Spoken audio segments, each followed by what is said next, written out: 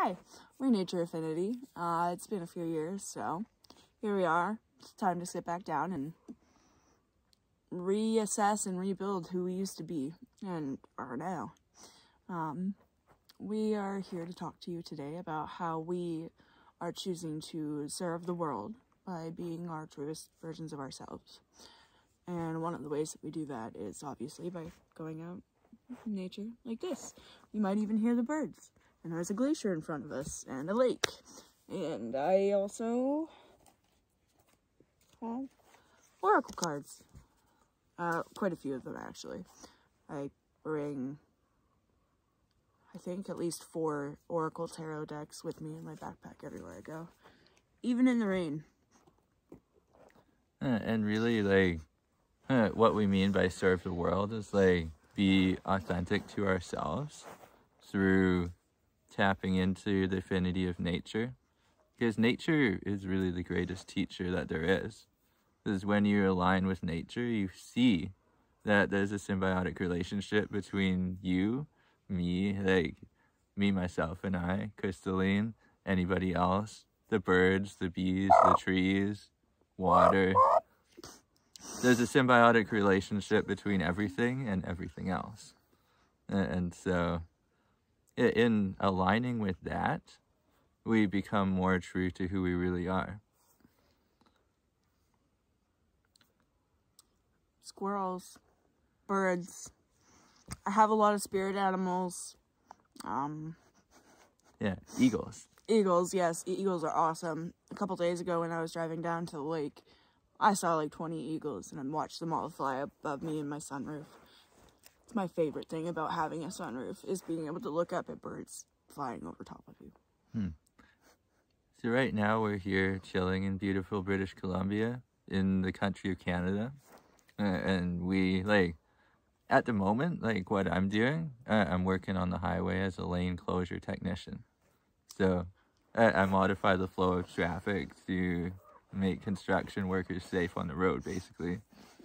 And I have a lot of fun while doing it, even though people don't, like, they're like, wow, like, your job must be super boring. And I'm like, you know what? I make the most of it, because I've made friends with a lot of ravens and stuff at work, for example. And birds, and bees, yeah. Bumblebees and shit. Yeah, and I actually, there's been a few times, believe it or not, that I've stopped traffic to pick up, like, stunned bumblebees out of the middle of the highway. And like, you know, bring it, and I'll put them in my hand and feed them a little bit of water, and they'll just hang out with me until they're ready to go.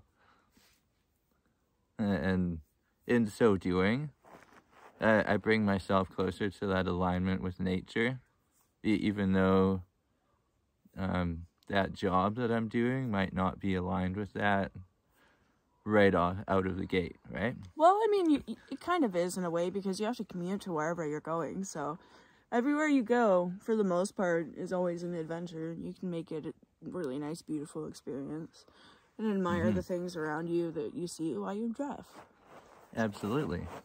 And in so doing, like, you know, the main point of even mentioning that is that no matter what you're doing in life, make it fun for yourself. Like don't, like, make it fun. Don't be so hard on yourself. Just like people are super serious, and like I use animals for inspiration in this regard, because animals don't take themselves seriously. They don't even know what that means. No. To be like to be serious. Like, well, our cats know what seriously means. They hear it often. They get it. But they just look at you like they're like, we're just having fun here, just because you can't appreciate it. So in essence, that's kind of our message here at Nature Affinity, is like just align with who you really are, which is that fun, easygoing, like you're tapping into that affinity here. You're not taking yourself so seriously. You're not beating up on yourself, because Like, we all do it to some extent. Yeah, we're perfectionists. We try not to be, but that's an issue. And 17 quarters. And yeah, like, and perfectionism, it's like, it stops people before they even start. Like, perfectionism stops people before they even start. Can confirm, honestly, it's been like 6 years since I've drawn anything. And I can draw. But I'm just OCD, and I have perception depth issues, and I spend hours redoing the same thing because it's not right. So, like... But then, that's like a perception thing, though. It's like... I guess I transmuted it into makeup more. Because, like, I come, like, somebody like me, like, I have no idea that you've ever drawn anything, right? Like, when I first saw your drawings, and I'm like, wow, like, you drew this? And you're like, yeah. And I'm like, you didn't obviously think it was that great, but I thought it was freaking awesome. So... I enjoyed it. I enjoyed it enough. I still have them in my phone so that I can show people when I used to be able to draw and had the attention span to draw. Because... And in essence, like, yeah, here, that's how we help others to tap into that affinity, because I know we're not the only ones who feel that way. Like, there's, through the structure of our society, there's an epidemic of perfectionism, and just in general, people like, okay, imagine yourself sitting in a classroom, and the teacher or the instructor or whoever is droning on and on and on about something that you don't even really care about. It goes on and on and on and on. And like, when that happens, and then they give you a test on it, right? They give you a test and they say, hey, if you don't score this particular mark on the test, you fail. But, like, if you never really cared about the subject to begin with, you failed anyways. Yeah. Are you really going to remember it? No. And people, like, we have kids going through school that feel that way about certain subjects. Like, and yeah, like, they feel a certain way about a certain subject, or they don't really care for it, but yet they're made to feel like they're not intelligent based on not passing the exam or whatever. It's like, but that has nothing, it has nothing to do with their intelligence. It's all to do with, like, are you passionate about what you're learning? Like through, like, are you really into it? Because if you're really into it, sometimes, like, if somebody's teaching me something, I sit forwards on my seat and I'm really listening. Like, I'm writing notes down. And I'm like, I'm excited about learning. And then when the test comes up, then I'm like, boom, I got it. Right? Because you care about it. Mm-hmm. But if you don't care about the subject that you're learning about, then it's just in one ear, out the other. It doesn't matter. But, and that's really what we do here. Like, we're very passionate about collecting rocks, for example, like crystals. Like, I believe this would be fluorite crystal, and labradorite crystal. Mica in that one, I think, on the one end of it. And so, obviously, these ones, like, we didn't find in the wild. We can. But you can find fluorite in the wild in certain places here in British Columbia, which is super, super cool. Yeah, we're working on learning more about that. Mm-hmm.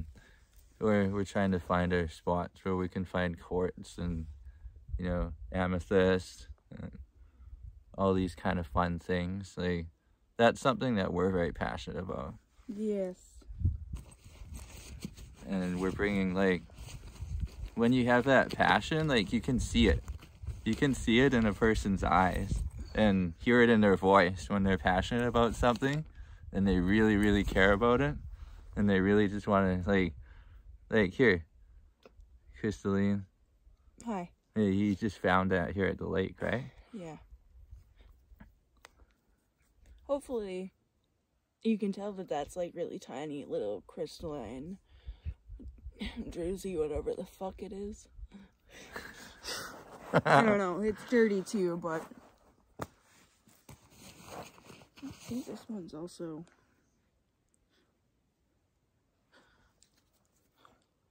Yeah, we find all kinds of cool stuff out here.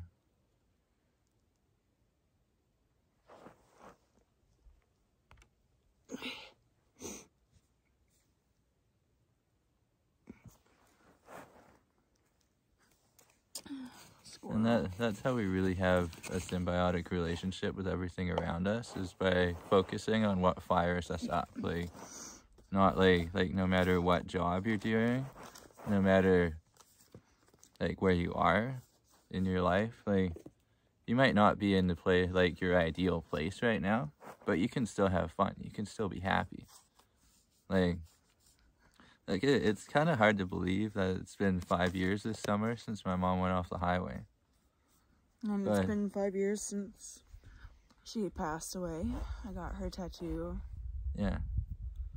The day before my birthday, yeah. The 12th of January, our friend overdosed on drugs. And I mean, it's so easy. Like, it can just be like that. Like, one day you're talking and laughing with someone, like, and the next day they go off the highway or overdose on drugs, or, yep. You know, it could be anything, but like, addiction lives with us all in some way or another, whether it's a family member, yourself personally, or otherwise. But life is too short to be miserable. Like, I always like to say, like, nobody really lives a long life unless they're miserable. Then you're living a long life. And like, my mom, like, she never really had a lot of money, but she was the richest woman that I know. Like, it's just like, and if people can really understand the significance of that statement, like, people are always like, what do I do for money? Like what do I do to get more money? It's like, I mean, it's a valid question, right? But it's not the right question. It's like money, it has to be more of a byproduct of something that you are passionate about. That's how abundance of money flows.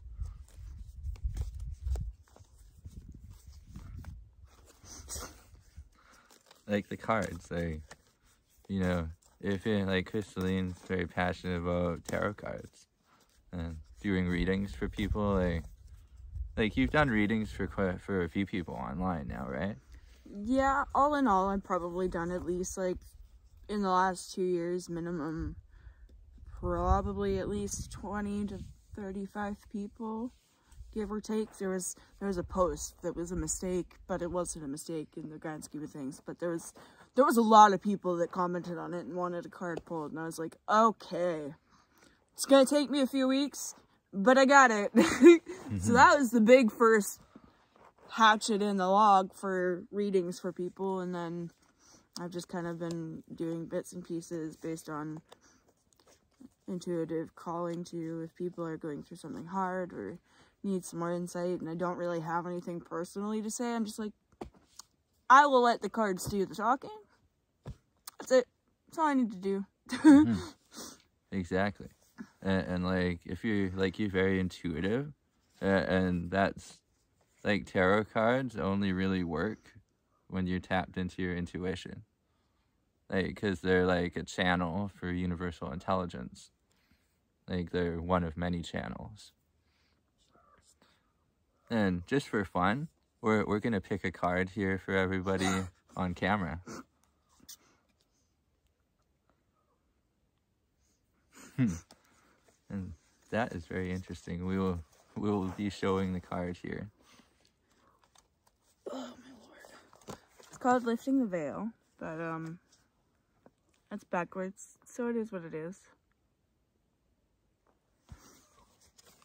And this card I'm sure to some extent you can already imagine what it might have a representation for. There you go, you flipped right to it. And Lifting the veil. Questioning everything, anything unaligned must go. Things aren't always as they seem. This era is one of uncovering mistruths so we can remember ancient truths. Everything is in a state of recall and realignment. Anything that isn't in harmony with the planet will not survive. This goes for society and the world at large as well as in our own lives. If you pull this card, you're being called to energetically scan your life for things that may no longer be vibrational match for you or who you are and how you've grown. To dismantle the systems and ways of being that once served you and others, but no longer do. Chath mumbles. Some star seeds are here to lift the veil between the seen and unseen worlds, to shine a light on things that are inauthentic or unaligned with the survival and well-being of the earth, to stand for and protect those who don't have a voice, to look deeper and question everything that previous generations did not. Some starseeds cannot tolerate things that aren't congruent. They're here to bring society and humanity back into harmony with the planet and the Creator at large. If we tolerate things in our life that aren't aligned and congruent with it, we add to the misalignment of the planet. You're being called to trust yourself, notice what's out of alignment, and then take baby steps. The baby steps required to bring it back into harmony. This is no easy feat, but it's so worthwhile, both individually and for the planet. And the soul star seed, wow. Wow, oh my god, okay. Starseed Soul Inquiry. Thanks. What isn't congruent with your life? How are you being called to bring it back into harmony? So, like, these are profound questions that you can ask. Like, when you ask yourself these kind of questions, like, and you keep asking yourself more and more profound questions, it will become apparent to you what those things are that are no longer aligned with who you really are. Find out about my employment. I fractured my elbow last year and I've been trying to recover since, and it's been ups and downs, and I'm not sure how well being a cook is going to go without my arm and hand dexterity being able to be used excessively on a daily basis. Oftentimes, like, these kind of things, like, they put you in a position where, like, if you're called to move on from something, you get put in a position where you don't get a choice. Well, eventually, like, you don't get a choice, and not only that, but you're in a state of uncertainty. Like, you don't really know what's gonna happen next sometimes. Like, you just see, like, you have enough light to illuminate maybe your next step, but you don't know what's gonna happen after you take that step. So you need to have faith.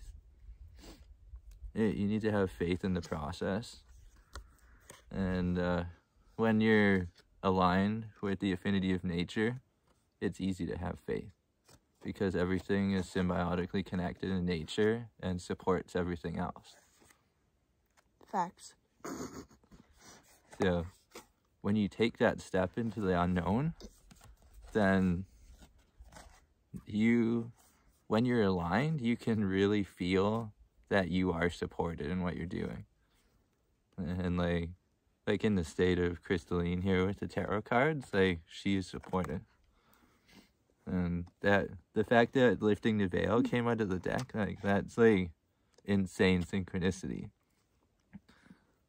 because it lines up completely with everything that we're talking about here.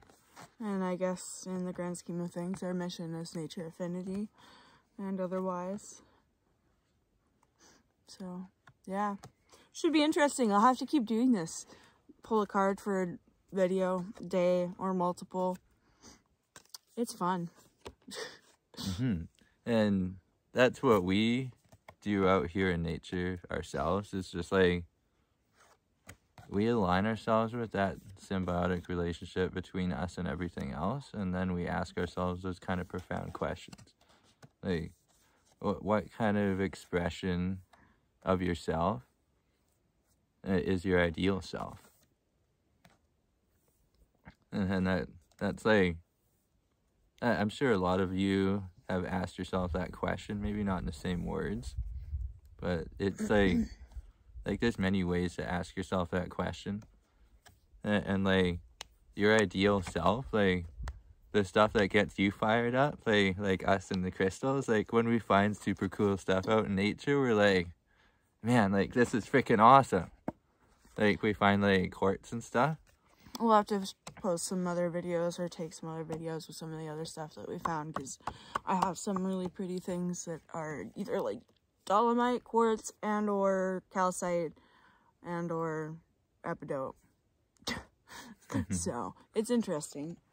All kinds of fun stuff. Like we can find, there's a place that we like to go to that's like the rocks are pretty much all jasper, like at Myra Falls.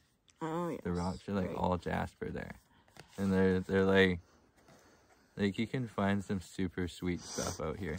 Absolutely. If you know where to look. I guess that's sort of gone a bit long for an introductory video. Yeah. But so to summarize, like our message here on the channel is to align with the affinity of nature, and in so doing, when we align ourselves with the affinity of nature, we can help others to align with that affinity as well through what we share and these motherfuckers and the cards, like, because it's like when you align yourself with that universal intelligence, that you become a conduit for that intelligence, and that universal intelligence flows through you, to and through you, and through this screen to anybody that's watching as well.